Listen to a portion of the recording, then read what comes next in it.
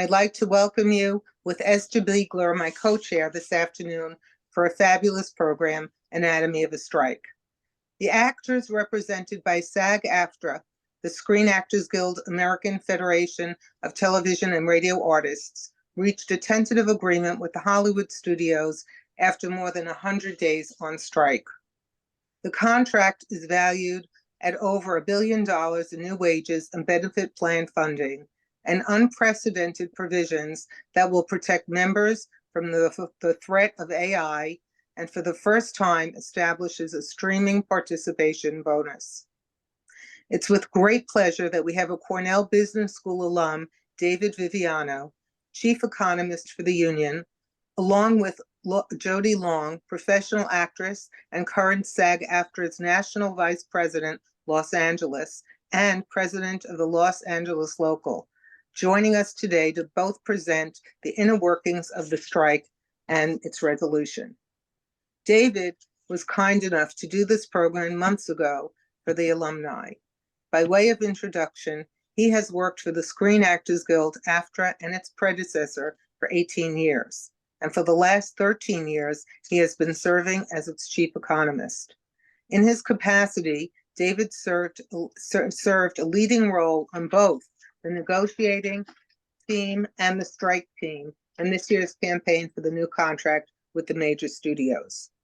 He graduated with an MBA from Cornell in 2003 after attending the 2-year MBA program at the Johnson School, and he also attended Wesleyan University.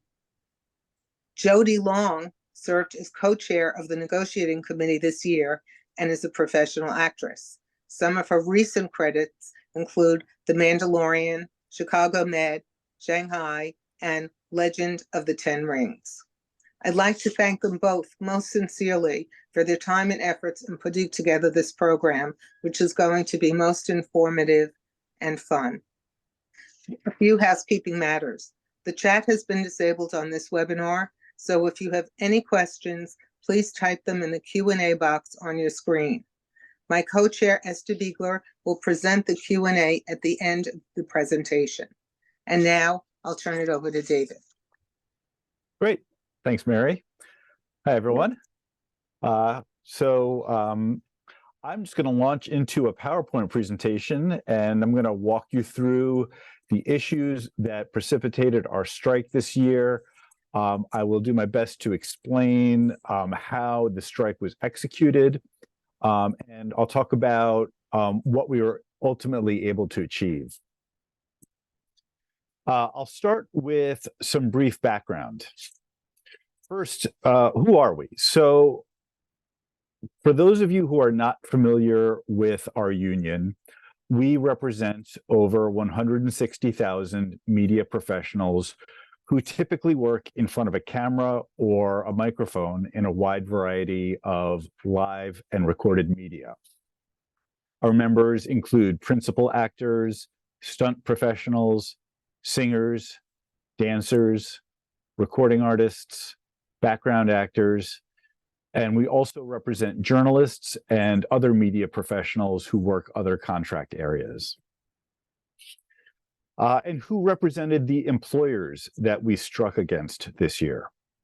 The primary signatories to our TV theatrical streaming contracts are represented by the employer bargaining group called the Alliance of Motion Picture and Television Producers, also known as the AMPTP.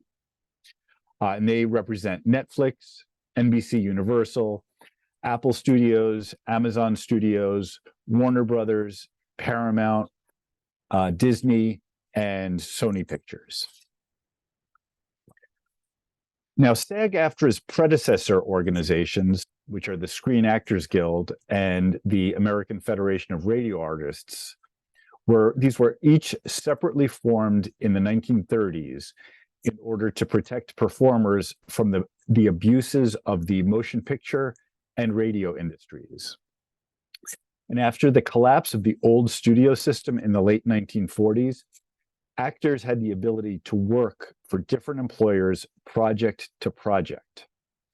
And this allowed those performers with the most leverage to bid up their compensation. but it left a vast majority of professional performers to compete in a ruthless gig economy.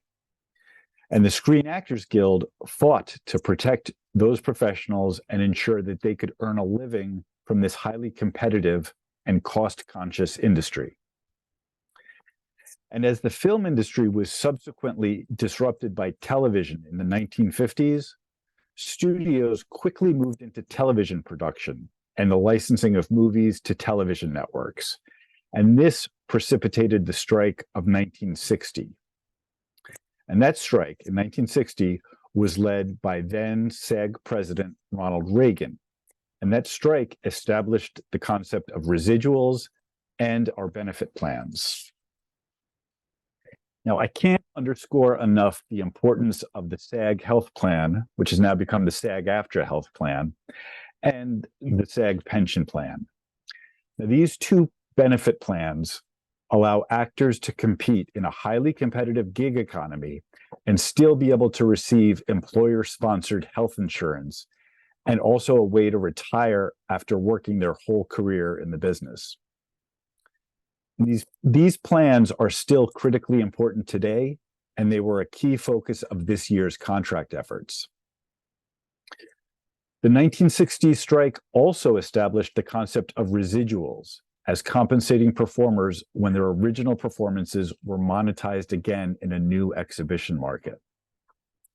This became a way to effectively vary actor compensation based on the ultimate value of the work being produced. It's often difficult for an actor or an agent or producer to really know a work's full value before people start working on it. So residuals have become an imperfect but somewhat effective way to tailor compensation in line with the value of the work. And residuals under our entertainment contracts now generate over $1 billion a year in performer earnings. So SAG and AFTRA both jointly covered actors working in scripted, dramatic, live-action television programming for decades. And these two unions mutually agreed that SAG would cover programming shot on celluloid film, and AFTRA would cover programming shot on videotape. And these delineations worked well until the early 2000s, when more and more shows started shooting with digital cameras. And this ambiguous coverage meant that employers could effectively choose which union would cover their production. And this ultimately led to a race to the bottom, where the two unions were competing to offer the most favorable terms to employers. And since the membership of these two unions overlapped, momentum built to merge these two unions into one, SAG-AFTRA, which was formed through merger in 2012. Now, around the time that SAG and AFTRA were merging into the new union, there were new entrants that were beginning to aggressively compete with the traditional media conglomerates. Netflix pivoted from mailing DVDs to streaming, and they were joined by Amazon and Apple in the streaming business. All three of these companies also began producing exclusive original streaming programming using SAG-AFTRA performers. At first, the streaming business model proved beneficial to both legacy media conglomerates and also to actors. The studios were profiting by licensing their movies and programs to the streamers, and the actors received a percentage of this revenue as residuals. However, as the streamers began to take market share away from television with original programming, the legacy media conglomerates were forced to react. And this reaction took the form of mergers, acquisitions, consolidation, and also an urgent rush to launch their own streaming platforms. So we had Disney Plus was launched in late 2019, and that was followed by HBO Max, Peacock, and Paramount Plus. And by 2020, streaming originals became the dominant business model for scripted, dramatic, episodic programming. And this business model was increasingly becoming problematic for actors. So while actors were generally receiving the same initial compensation that they were in television, actors could no longer rely on steady residual income from this work the same way they could with the old television model. So we went from multiple exhibition windows, which included network reruns, syndication, basic cable, and lots of others, down to just one, just streaming. And then furthermore, most actors are paid per episode. And a season of a streaming show is often just 10 episodes, whereas the traditional network order was around 23 episodes. And this new model meant that most actors had to compete even more fiercely for every role. Series regulars, these are the actors who appear in a majority of episodes, they're usually burdened by contractual exclusivity, which holds them off of the job market between seasons. And now in the streaming business model, there could be 1 to 2 years in between 2 seasons of a show. And so these actors weren't even able to compete for new work during this time. And they had to make do with 2 years, they had to go for 2 years with compensation for just 10 episodes. So all of these issues were bubbling up to a head when we were last scheduled to bargain this contract with the studios. This contract is typically negotiated every 3 years. And the last time that this contract was up for renegotiation was in 2020. So in early 2020, we scheduled bargaining with the studios to begin in May of that year. And as you can imagine, something happened during those months that upended the plans for all sides. So in the early months of the pandemic, we negotiated a new contract with the studios over Zoom. We spent several weeks meeting, and it was entirely over Zoom. And given the circumstances, both sides set aside some key issues, and we all prioritized finding a way to save the industry and safely resume on-set production. But that meant that many of these issues related to the streaming business model would continue to fester for the next few years. I also mentioned that in this new business model, actors needed to fiercely compete for every job they can possibly land. Hollywood is essentially a gig economy, and in order to land a gig, actors need to audition. And typically, historically, this would involve going into a casting office in New York or Los Angeles and reading for a part. However, because of advances in digital technology and also the need to socially distance, this led to a rapid rise in the practice of self-tape auditions. And this process involves actors recording themselves and submitting their performance to a casting office. And this allows casting directors to evaluate more submissions, but it also means most professional actors spend hours a day producing polished audition videos, and usually it's for jobs that they never land. And over the years, the requests from casting have become more and more burdensome, and our membership needed us to push back. Also, in the aftermath of the pandemic, most of the world experienced extremely high rates of inflation. This is higher than many of our members have experienced in their professional lifetimes. This inflation essentially eroded the wage gains of recent years, meaning our members were essentially earning significantly less in real terms than they were 5 years ago. And the majority of our working actor members earn less than $80,000 a year. So this inflation hits them really hard. And also in the last year, we've seen rapid advances in the use of generative artificial intelligence, especially with regard to audiovisual content. AI technology can now replicate performances of individual actors and can now synthesize entirely new performances, often by training itself on copyrighted material. And unless proper guardrails were placed around the use of this technology, AI could be an existential threat to the profession of acting. So this brings us to about a year ago. So it's really about a year ago to this day, SAG-AFTRA started what we call our wages and working conditions process. And this process involves engaging with our members all over the country to learn firsthand about their issues and concerns with our TV theatrical contracts. We seated our negotiating committee, and that was chaired by our recently elected president, Fran Drescher, and was co-chaired by Jody Long, who's with us here today. And then over the course of the coming months, our negotiating committee met regularly, working with union staff like me to formulate a proposal package that was intended to address the key issues our members were experiencing working under these contracts.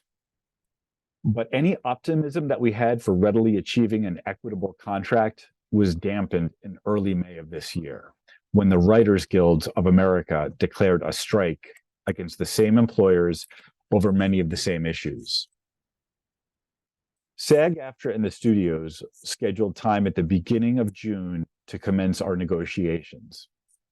And as we were simultaneously preparing for bargaining, we immediately began supporting the Writers Guilds with their strike.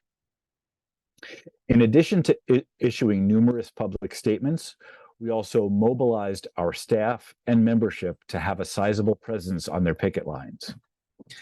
And these efforts helped build our institutional muscle around strike activities. We were mobilizing hundreds of people a day across multiple locations on both coasts. And these types of field operations were something that the new merged union had never done on this scale. And this experience proved invaluable. In the same month, we went to our members asking them to authorize our national board to call a strike of our own if needed.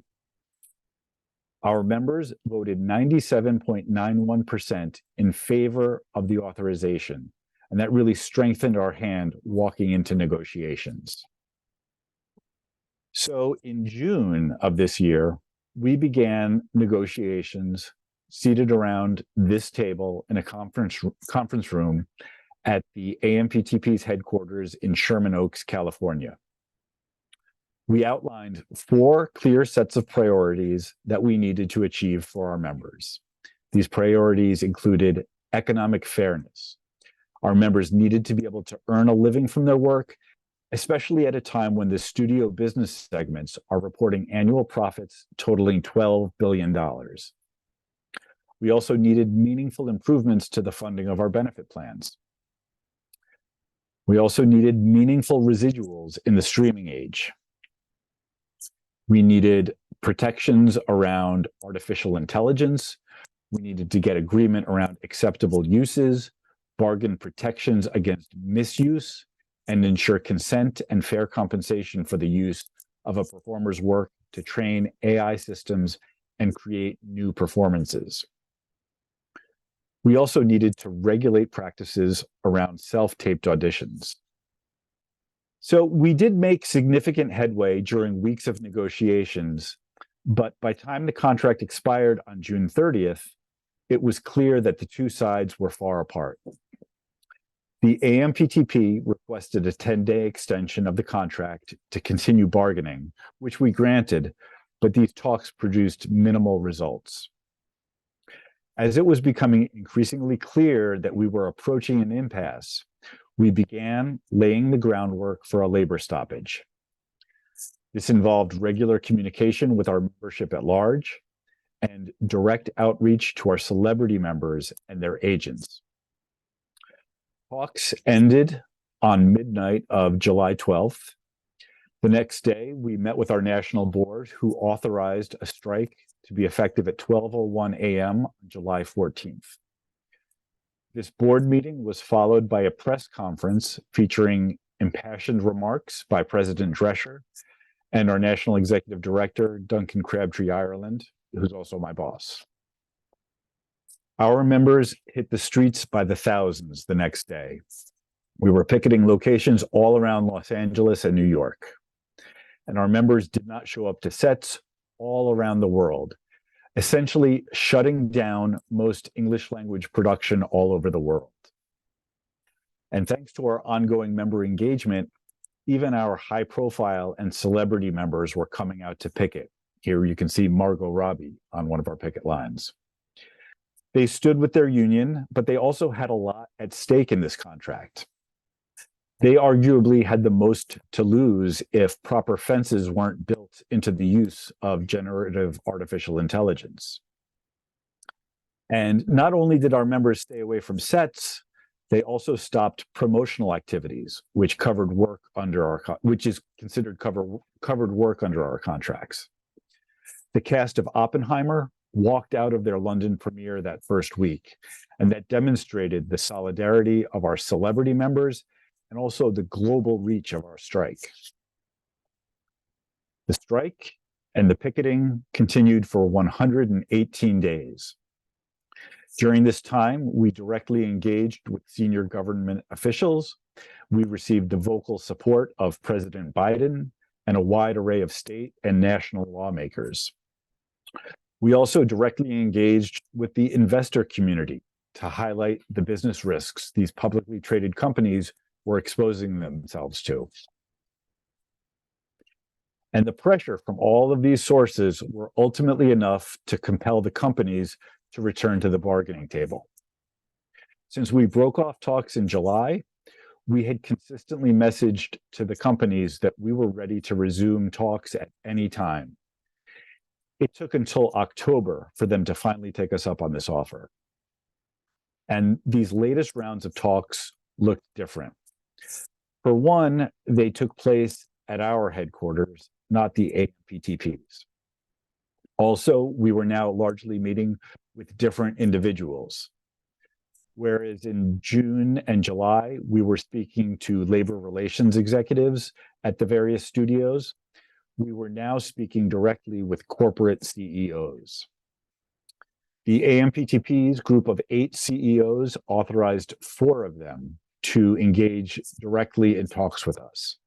They included Donna Langley of NBC Universal, David Zaslav of Warner Brothers Discovery, Ted Sarandos of Netflix, and Bob Iger of the Walt Disney Company.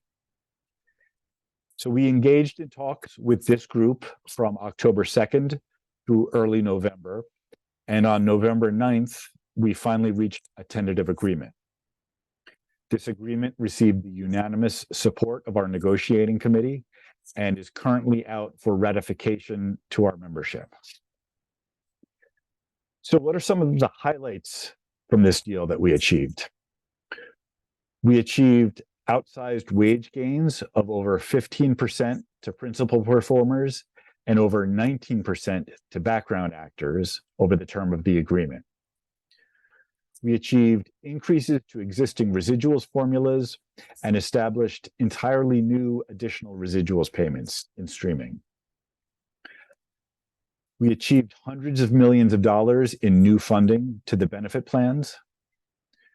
We achieved new terms covering the consent, payment, and use of AI-generated digital replicas and synthetic performers. We achieved meaningful guidelines around self-tape auditions. And we achieved a total union gains that are valued at over $1 billion over the term of the agreement. So this is the tentative agreement that is currently being voted on by our membership. Before we move on to questions, I'm hoping that Jody Long can chime in and give her perspective on the unprecedented level of member solidarity that we were able to achieve this year. Historically, the membership of our union has shall I say, not been completely aligned, but there was just an unprecedented level of member solidarity, and it was really achieved through the leadership of our elected officials like Jody. And so I'm hoping you can kind of speak to that part of the efforts, Jody. Yeah, sure. I think we all knew from the W&Ws, which David mentioned at the beginning, when all the union members come together and speak about the issues that are most plaguing them, to us understanding, we all knew it was a pivotal moment in our union's history. like what David spoke about in the 60s when the pension and health and residual formulas were enacted. And we knew that we couldn't go on any longer with this old residual formula and the kind of caps and the issues that happen in terms of funding for our health and pension. So we learned a lot. We were lucky that, in a way, that the WGA struck first, because we were highly aligned with them, because they had similar issues, and they're a much smaller group of membership. But we had similar things that we knew we had to really fight for. And we learned from them. And one of the things that I think was really important was transparency. I keep saying this within, we're a member-elected, member-run union by the elected officials, right? And I keep saying this over and over, that transparency is key. It really is. And that once you are transparent, people start to trust you. And then they go, I trust these people. So, and they're telling us what we've been feeling. They've been repeating what we've been saying. So, here it is. So it was amazing to see the solidarity that we not only formed with the WGA at first, but then when we actually walked in, I don't know, Dave, if you remember, the first day at the AMPT big building back in June, and we were supported. We had representatives from the WGA, the DGA, IATSE, the Teamsters, BAFTRA, our Canadian sisters and brothers. I can't remember the name of their union. So it was an incredible amount of union support within that room facing the AMPTP. So we weren't screwing around, sorry to say it like that, but that was the truth. But it was also because they genuinely felt like this was a pivotal moment and they needed to support. Even though the DGA, which is the Directors Guild, sorry, I'm throwing out acronyms to you, but they had already settled on a contract and decided not to go out and strike. But they're also a different union, and a lot of their members are producers as well. So that was the beginning. And because our communications department was right on it, and across the country, because we have many different locals all over the country, we were ready. We were ready if that happened, to go on strike. We didn't want that to happen. They just walked away from the table and didn't come back, essentially. And it was unfortunate. And as David said, we said, we're ready and willing and able whenever you're ready. So that was the messaging that was going out there, because it was the truth. And our members were incredibly supportive of it, and they knew it. And I was in New York at one of the rallies, and there was the seamen were there too, and the nurses, and people were showing up on the picket lines. That it was quite astounding and incredibly heartwarming to me, because I felt like we were not alone. And I do think, we talked about this was the summer of labor. And thank God, I'm just putting my own little 2 cents in here, that we have a president that is labor friendly. And people really felt that they could stand up without being squished and talk about their rights, and their rights to be respected as a participant in whatever field that they are in. And ours just happened to be respect for the actors and the performers within our union. So I think that was sort of rippling out throughout the country. And Fran was very forceful in terms of that first speech that David spoke about when we announced that there was going to be a strike. It was heartfelt. It was the truth. And so I just think that truth and honesty about what's really happening to the livelihood of people across this country, not just that they can put food on the table, but they can really support their families in ways that are meaningful to all of us. So anyway, those are the things that I just took a few notes here, but that was really pulling that all together. And then once they walked away, and then in October, when we just sat down with the 4 CEOs and their lawyers, their two lawyers, well, one's a counterpart of David in terms of the financial economics of it. That was really quite stunning moment that they conceded to come to our building instead of us having to go there.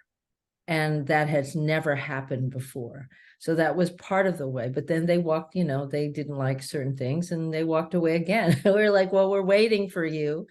And unfortunately, or fortunately, it's kind of a pull and, push-pull situation.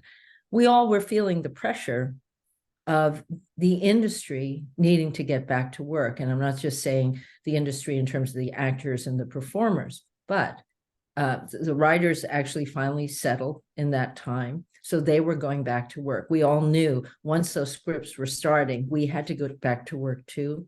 But it's not just that. It's the people who do the hair and makeup. It's the camera people, the lighting people, the gaffers, the people who do the catering on the set, the dry cleaners that are getting all these clothes to be dry cleaned from the studios.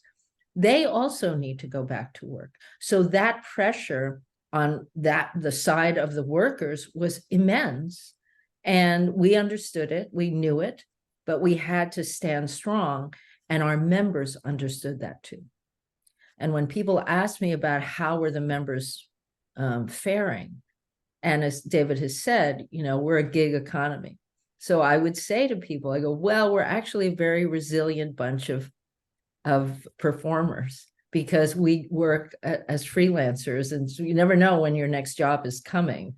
And so we have resources, a lot of people are waiting tables or building websites or whatever it is that they do. So they have a side gig when they're not working. I said, well, for the most part, we can hold down for a while. And I think our members on the line, and that went down to the strike captains. We learned a lot from the WGA, who was striking, and they came out to give us pointers about how to keep people safe on a strike line. And we had an incredible amount of support from our staff going out there, bringing water. It was very hot during the months of July and August in Los Angeles, especially, and across the country as well. But I've never seen the kind of solidarity in just being able to bring that forth and protect people, help people. And the one thing that I was really surprised by, and this is George Wolfe, who just, Esther, you probably knew this man, Rustin. He was a civil rights leader, and he did a big rally in Washington. And I went to the movie that was out, and George, who I've known for years, who's a theater director now doing movies, he talked about how joy is a form of resistance. And I spoke to him afterwards and I said, absolutely, I see that every day on those picket lines when I go out in Los Angeles, because performers like to have fun, but they also know that that's their resistance, because they were going out there and creating, whether they were bringing music. One guy came out every day and did disco, not disco music, but he was a disc jockey for that little corner of Netflix. And we had other people who were out there giving haircuts. A black guy was giving haircuts to his community. I was like, this is fabulous. And there's so many different ways of resistance. So I think that became a real incredible theme across the country. And I'm really grateful for that kind of solidarity. Thank you very much, Jody and David. Union solidarity was amazing this summer. And so I'm so glad that you spoke about the solidarity in the labor movement, because often, frankly, we haven't seen that for a very long time. So it was a very exciting summer. We have a couple of questions in the Q&A, which I'll start with, and then I also have a question of my own, but let me start first with the first question, which actually goes to the Directors Guild agreement, which you referenced, Jody. The question is, do you think the DGA settlement with the AMPTP impacted the dynamics of your negotiations and the strike? And if so, how? And that's to either one of you, obviously. Yeah, I can speak to that, and then if Jody, if you want to add anything. So, there are 3 what are called above the line unions that negotiate with this bargaining group. So there's SAG-AFTRA, there's the Writers Guilds, and then there's the Directors Guilds, the DGA. And typically, for decades, the studio's general strategy has been to first negotiate with the directors and make a deal with them, and then try to negotiate those same terms with the Writers Guild and SAG-AFTRA, and that they've had a mixed experience with that. But I think their strategy is generally trying to negotiate with the DGA first. One reason I speculate is that the Directors Guild is historically not a union that has gone on strike in the past. Not under this contract for any significant duration. And so it has led to the practice of what is called pattern bargaining. And the way that SAG-AFTRA approached this round of negotiations is when the Directors Guild closed their deal, it was on different terms than we were seeking, but we congratulated them on them making their deal because they felt that deal was right for their members. Their membership supported that deal. But at the same time, we explained to the studios that they should not expect that we are going to be able to reach a deal on those same terms. We made that clear from the first day that we sat down. And one of the really remarkable things about this year's negotiation is that we broke the pattern wage increase. So the directors were able to achieve a 5% year one wage increase. And historically, the other unions have had wage increases that mimic the DGA's. This year, we were able to achieve a 7% year one increase and an 11% year one increase for a certain segment of our performers. So, from our perspective, I don't know that it made a big impact on our strategy. It may have led, and this is speculation on my part, it may have led to some overconfidence within the employer community that we would be able to soon reach a deal. I don't know that, and I'm not saying that was the case with the people we were bargaining with, but if you think about the line producers who are gearing up for their summer shoots, they may have been thinking that a deal was imminent with us when it wasn't. Jody, I don't know if you have any other perspective on that you'd like to add.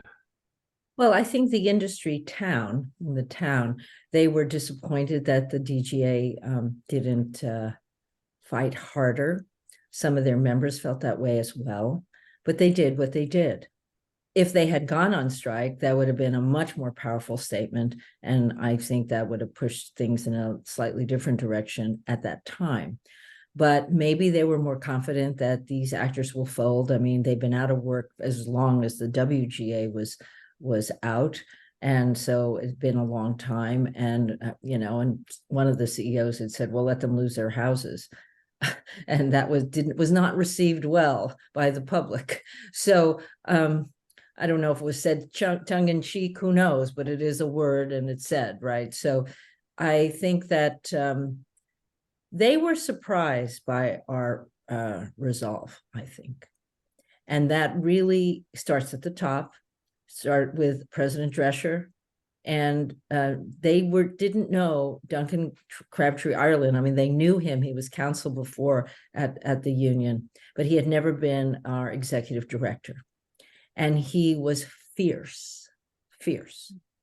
And I'm so grateful to him, and besides being brilliant and really just being able to speak in the moment like, wait a second, that's not correct. I mean, at one point, David, I can say this, right? They were evaluating the deal at a bigger at more money than we were evaluating it. And at one point they were like, no, but you're getting blah, blah, blah. And Duncan he came into our side room and he said, it's wrong. There's something wrong about that. That's not correct.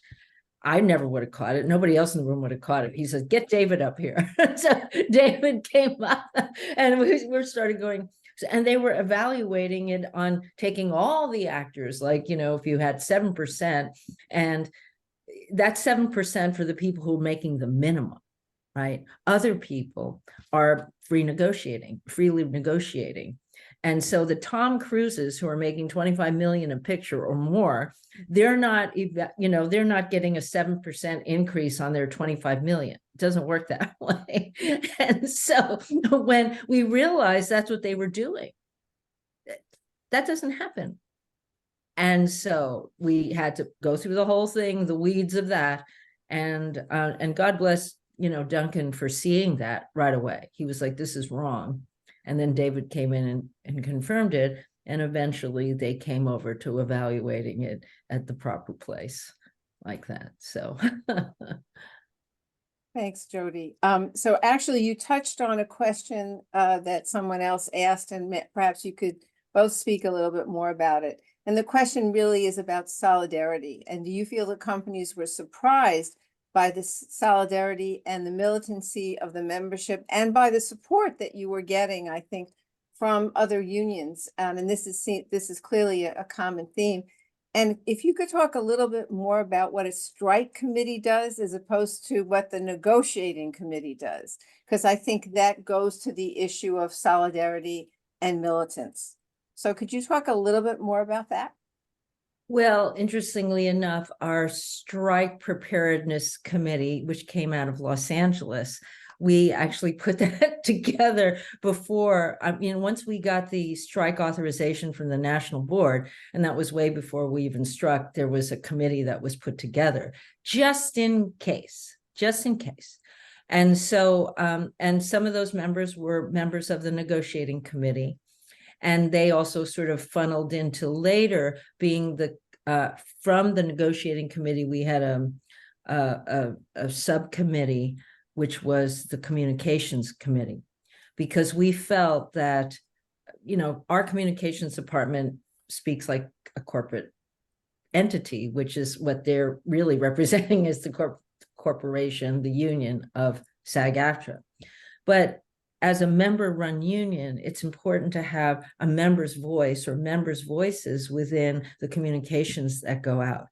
So it speaks to the members, right? As opposed to somebody who's talking about that, as opposed we are here and we're going through this just like you. So I think that was helpful in just how we were framing it, that people were really understanding it in their own jargon.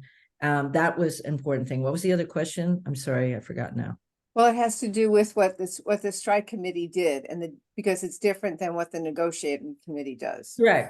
Well, so it was really garnering people that were passionate about what they knew the negotiating committee was fighting for, so that they could go out and do the best job they could, whether it was protecting the members, it was just it was just amazing what was happening on those lines. So it was, and at least in Los Angeles, I have an incredible executive director who just, was just so helpful in helping our members help members. Mm-hmm. And she helped them do that. I mean, really, that was it. It was the support was all over the place. And we had a big rally at Paramount. Oh, just to go back a little bit, because the other question was, were they surprised at our, that we were so your solidarity united. And I went on the picket lines once over at Amazon, And because we had buses that would take the negotiating committee to different places, so we could all show up together, and so that was a great boost. And there was also food that was donated by a lot of our high pros, and even the WGA members were donating food trucks to different studios where we were picketing. So that created this whole other zeitgeist of togetherness.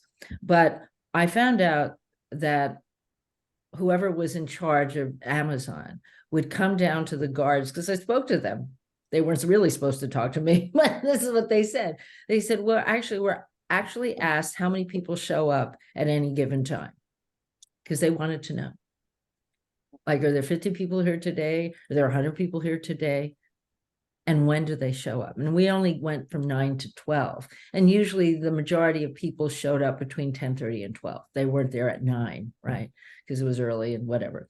So that was stunning to me. So I would tell people all the time, go, listen, they're counting the people out there. So get out there. And if Amazon's not doing so well, we'll get the information out, go over there. So it was tag team, you know.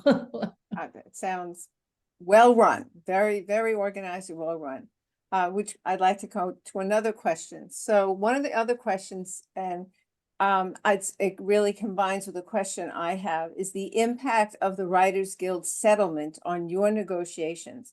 And did that have an impact of getting the studio executives to come to the table as opposed to the labor relations VPs? So I don't, David. go ahead, David. Yeah. You know, the employer group, you know, once we went on strike, and, you know, after a few weeks when they realized that, you know, they had to move on something, they had two key decisions to make. One was, which union were they going to engage with first? And for probably a variety of reasons, they chose to negotiate with the Writers Guild before us. But then I think they also simultaneously realized that they needed people with decision-making authority in the room to be able to close a deal. So the way that the bargaining dynamic had worked earlier in the year is the people that we would meet with a committee representing all of the studio entities, and each labor relations executive would have to get authorization from their own company on any move to make. And that proved to be a difficult process. I think it served the employer group in many ways historically, because it would easily produce a response of no, because if one entity couldn't get buy-in to make a certain move, the group's response was, we can't do this. But they realized that they needed to make some major moves in order to close a deal with the writers, and they needed to make major moves to close a deal with us. And so rather than waste time getting the proper authorization, get the head decision makers in the room. We didn't have to say we want the CEOs. They jointly decided that they needed to have the CEOs in the room to have that kind of decision-making authority. And so, we were obviously eager to resume negotiations, but we were glad at least to see that they were starting to engage meaningfully with the Writers Guild. It took them a while to start making serious moves with the writers, so that was frustrating, I think, for everybody. But eventually, once they built some momentum and closed a deal with the Writers Guild, I think we generally saw that as a favorable development that would lead to the resumption of our negotiations, which it did. Yeah. I just want to add, it was President Drescher who said at the beginning, it was at the end of our negotiations in July. And she told the head AMPT person who was running it, she said, if you can't make these decisions, we need to talk to your bosses. That was the first thing. And that had never been done before, ever. And so what did they do? They talked to them on the phone, and then they sent in 2 federal mediators from Washington.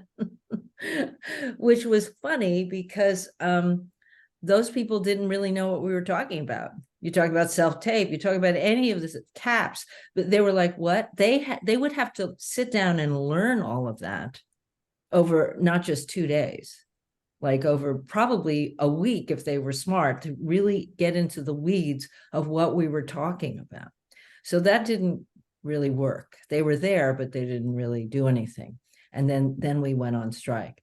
Going back to October, when they did go back with the Writers Guild, the CEOs only met one day with the Writers Guild. And that was sort of in all the trades and everything, that the 4 CEOs that David mentioned in the beginning sat down. They were there one day. That was it.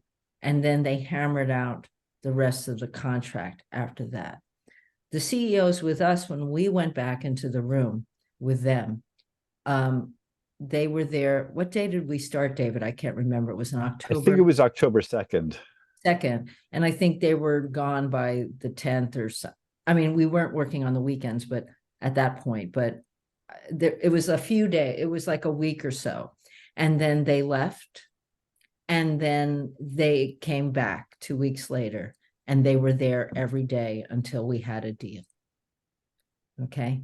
So it was a lot of back and forth, a lot of, behind the scenes talking, sidebars, all those things. And there was 6 of them in the room, and there were 6 of us at that point. And even though it was hard for the rest of our negotiating committee not to be there, they came in to speak on certain issues, because we have experts in every one of the categories within the committee. And so they would sometimes come in and speak to that particular issue, whether it was dancers or stunts or, or AI. So that was really good, because they understood it from just an expert point of view. And it was really educating them, because they don't normally read all the contracts. They go, oh, give them that money or not, So it was an interesting process. And I'm not sure, I can't remember what the rest of the question was. So just wanted to fill that in. I think you answered the question quite well. Thanks, Jody. Oh, okay.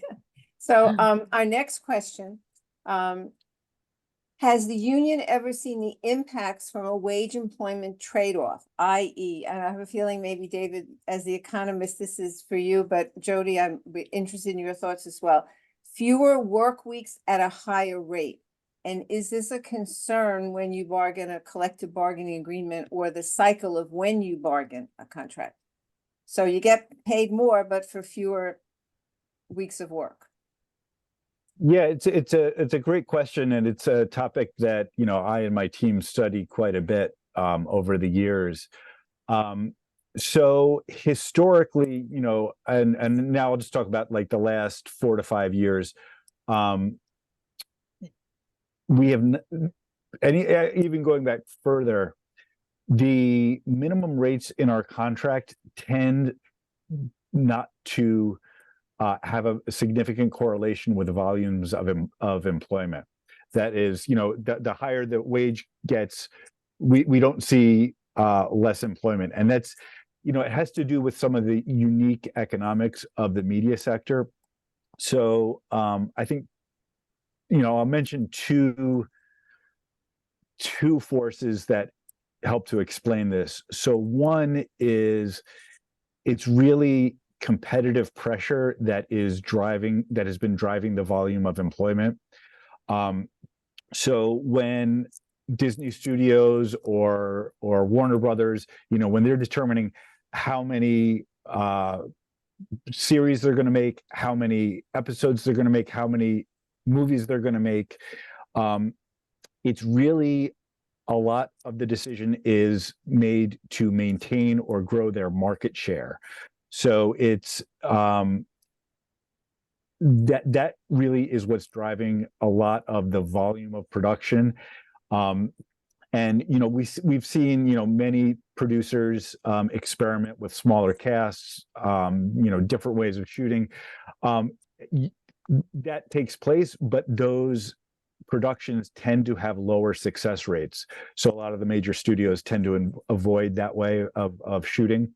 And then also at the same time, you know, one of the biggest drivers of a cast budget is overscale celebrity compensation that is negotiated with agents. And that's really where, you know, you have a small group of performers who are highly in demand, and they're able to have their compensation bid up by multiple employers. And that has a much greater impact on the budget of a production than the cast budget does. And also the business is somewhat cyclical. So we've seen a tremendous growth in production over the last several years because of the streaming wars. I think it's unlikely that we'll see growth levels like that over the coming years. But again, it's cyclical. And so, you know, we continue to study it, but we just haven't seen much evidence in any point in recent history where substantial increases to minimums translate to lower all employment. Jody, anything to add? No, I mean, because it's, you know, as you say, it's a gig economy, and it's such those kind of, you know, raises in our pay. It's, I don't know, you know, they want you, that's it. They have to do the production, they do the production. So we only have a few minutes left. And since AI has been such a major issue, everybody is talking about what it means in terms of protecting copyright on books and copyrights of materials. Could you give us a better idea of exactly what the AI protections are that you were able to get in this contract? And we only have a few minutes left, and I think this is an important area to at least make clear to people what you achieved here. Well, can I just jump in as an actor who has been scanned for a digital replica on Shang-Chi, the movie Shang-Chi and the 10 Rings. And I was on set before COVID, and I went through hair and makeup and costumes, and they were like, "Oh, we need to scan you now." I was like, "What? What are you talking about?" And they said, "Well, we're doing a digital scan of you." I never even heard of it. And I said, "Okay, I don't think that's in my contract." "Oh, no, it's fine. You know, it's part of the thing." And of course, I'm in Australia, and my agent is sleeping. And so I can't talk to anybody. So I go into this cage, and they take pictures of every angle of me because they say I'm going to be working with a CGI animal. So I did it, and I got back to Los Angeles, or I finally talked to my agent, and he was like, "I don't see that in the contract." Anyway, so I said this to the Disney executives in the room. I told them this, and I said, "So now what? What happens to that digital image? You have it somewhere. And so when you do it in 5 years or 10 years, and you want a prequel or a sequel, and I'm dead, what happens then?" And they all kind of went, so now we have protections. You have to be told that they want to scan you. They have to get your permission, and they have to pay you. Okay? That is only for that particular project only. If they do a sequel or a prequel, they have to, within that company, they have to get your permission to do it. They have to tell you if you're going to be naked or not, let's say, or you're going to be, you know, playing a serial killer, I don't know. And you have to say, yes, that's okay, or no. And if you say yes, then they have to pay you for that. Okay. So the other part of it is, you know, what they're calling synthetic performers. That is not something where they engage the actor to get a digital scan.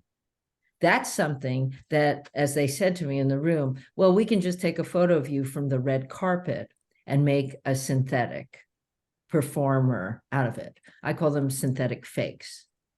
And so that's a long ways away. It's just not really happening now. It's the future, perhaps.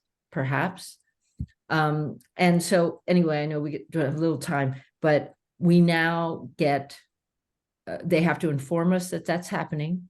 So if they have my eyes and someone else's hair and someone else's nose, but it looks like the three of us, then they have to get consent for that. and then they will have to pass. Okay. Things could David, change Mhm. and it'll be evolving. But David, you want to add anything to that? Any last words before, on this topic, before we say goodbye to everyone?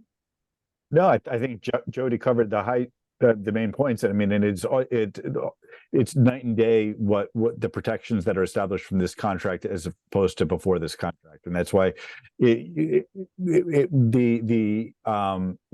without these kinds of protections, an actress like Jody in that scenario, would just lose, future employment opportunities. And so it's really about maintaining the viability of the profession of acting going forward. And it's about Absolutely. controlling yourself, controlling your own image, Jody. That's what I And- got listening to you, controlling your own image. And knowing what you're walking into. I didn't know. I was like, what? It was a big company, right? And I'm like, I guess so. What? So that will never happen again now. Well, I want to thank both of you, Jody, David. This has been fascinating. I think we could keep you on for another hour, but mindful that we told people it would end at 1:30. I want to thank my co-chair, Mary Millman, who's really the person who had this idea and reached out to you, David, to do this program, and Amanda for all the help you gave us in putting it together. Thank you, my fellow alums, and those of you who are not alums who found out about this. This was a pleasure to work with everybody, and I look forward to our next program. Thank you all very much for coming, and have a wonderful holiday season. Good You- afternoon. Thank you.